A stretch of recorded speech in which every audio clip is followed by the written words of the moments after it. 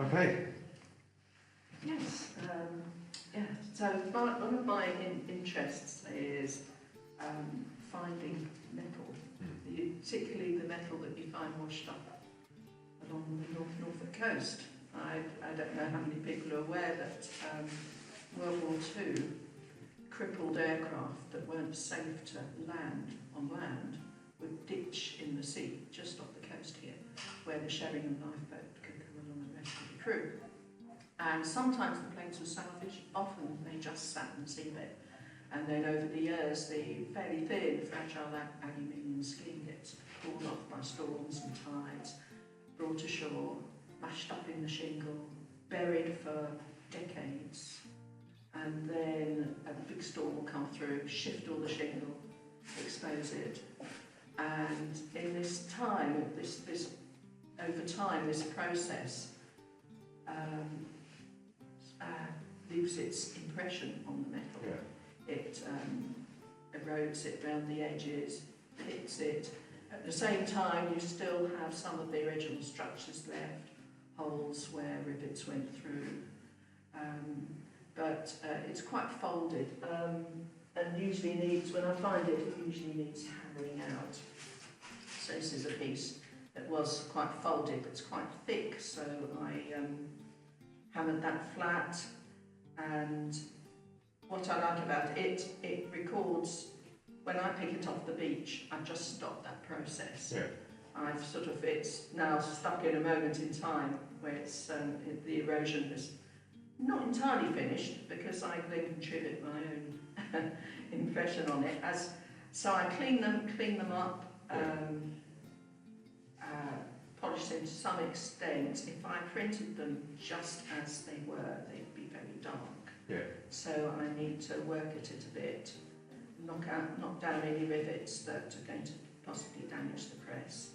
And then I'm really treating it like an etching plate, intaglio process where you're applying the ink to a surface that has grooves and texture in it. You wipe off the surface ink, leave the ink in the recesses, damp paper on top, push it through a press, and then the damp paper gets pushed into all the crevices, cracks, scores, and leaves its impression there. And that's what I've been doing. Yeah. And so quite a bit of that work went into books that I make, artist books that are often designed to hang on the wall and fold up to raise books. But for this brief, I've thought, oh yes, my metal is capturing that moment. Absolutely. When you pluck it from the shore and treat it as something special. And I have one piece I haven't printed up because I thought it was boring. I don't know why I thought it was boring.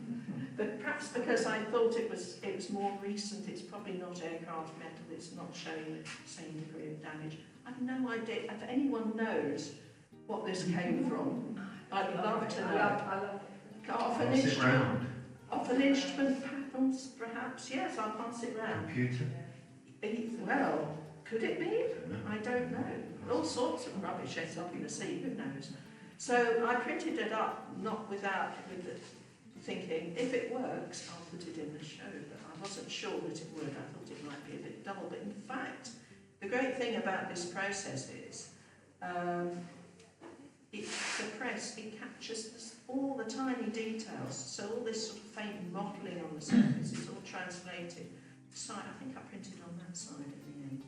So a lot of detail is, yes, that's one of the prints. So what I did, this has actually been printed twice and then had collaged, chancolé, which is a sort of collage put in a printing stage, applied to the colour. The colours I chose not to replicate metal, but to replicate, as I remembered it, the colours of the beach shingle. That's the Payne's grey of the flints, and then occasionally you get flint exposed with that sort of iron oxide redness. So those were the colours that I was using to reflect the environment that it was retrieved from. And I don't know if do you want me to go on to talk about the technicalities of it? Yeah, sure. Why Yeah, not? yeah, sure. Just to explain what we've got there, because there's two. There's that one there and that one there. I've actually got to, this is slightly different arrangement. So it's printed, it's inked up. Actually, did I use the others? Yes, and I used that side for this one. Yes.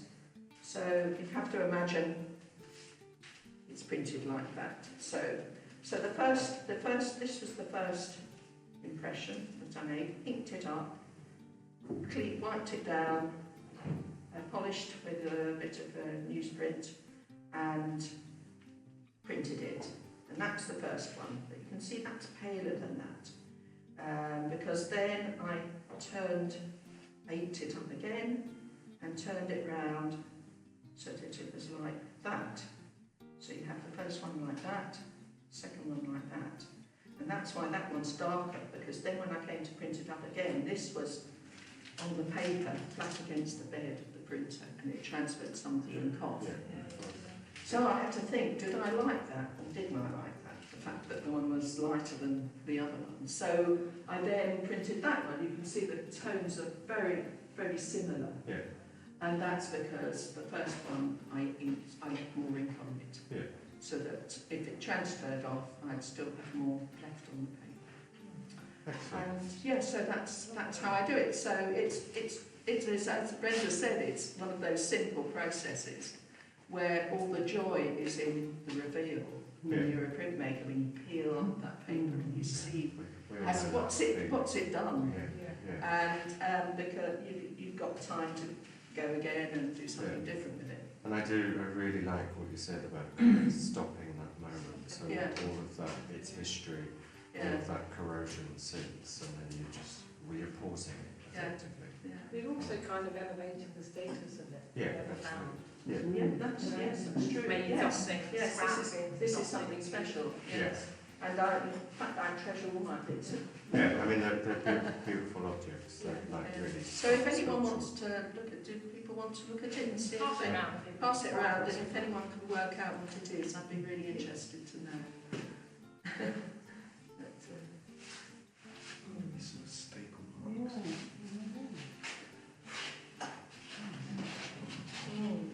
I'm guessing it's not that old, not as old as the aircraft. And Rory.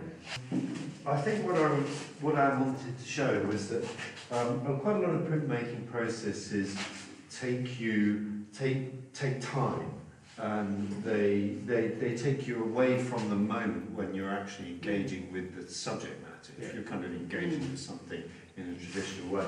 So I do a whole load of drawings on tissue paper in black ink, Chinese ink. And do lots of them, and then in the very old-fashioned technique you can paste the tissue paper down onto, in reverse if you want to, onto a piece of wood, whatever description it is, and then you can start to cut through it, so that you're preserving that drawing, you're preserving the immediacy, hopefully, of the kind of brush and ink drawing which is done in the moment. As a sort of response, either in front of trees or people or whatever it is. So that's, I guess, my response to the brief in the moment. That I'm preserving the drawing as much as possible. And I thought I'd bring along a few tools and a few different types of blocks, because there are different ways of cutting the wood. You can cut it with a kind of traditional European gouge like that. Or there are more kind of Chinese Oriental gouges that you use kind of pencil-like. Or actually another way is to cut, holding it like an axe or a dagger, and you actually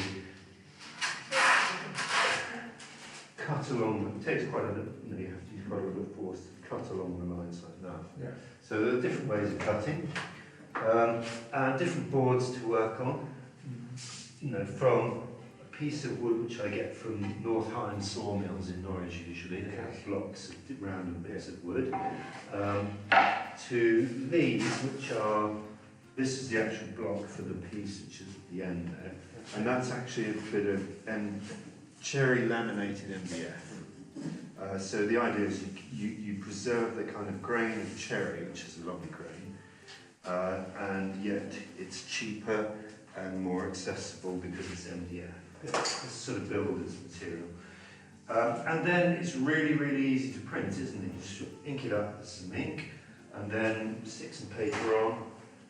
It could be kind of very thin, soft, shiny type paper, and then use a baron like that to rub it, or a wooden spoon. There's no press involved. So it's a very kind of low-tech, direct, in-the-moment method. Yeah, definitely. And there we go, there you have it. Yeah. I also find it fascinating when other printmakers share their tools. So on the floor here is what looks like homemade, or at least home repaired. Oh yeah, it is. Yeah. This is basically just a scalpel type knife. Yeah. To make it a bit more comfortable to hold. Yeah. I just wrap some fabric. Yeah, and I think we all have a version. Yeah. Of something. I haven't even Yeah. thought. In our studios. Yeah, you have to wrap up. Yes. So that's that, and it's largely tonal. And these are some gouache paintings for, I made pots as well out of clay that I've dug up from the garden, because where I live the clay is very, the soil rather is clay, it's pure clay. Yeah. And it's a kind of earthenware clay that you can make bricks from, but you can actually make pots from it. And again, I like that kind of directness, earthiness, coming from the ground, as it were. Yeah. So I'm kind of, the imagery transfers itself through printmaking onto vessels and... Yeah. Do you have a print on clay? I have done, Yeah. yes, I have done. I've used blocks like this, inked up with iron oxide, Yeah, rolled. and printed that on slabs of, it was porcelain actually, and it's really a nice thing to do. What's the iron oxide? Is it in a liquid form? Powder, but you just mix it up into a liquid. You don't get a very exact print, but it has a quality, exactly. And I find it quite interesting because it shrinks by 15% if it's on porcelain. So the ink the image intensifies bizarrely, I would say anyway. So that's interesting. Yeah. I've experimented with an intaglio print plate, which is one where you've got, traditionally you have ink in the grooves of the plate.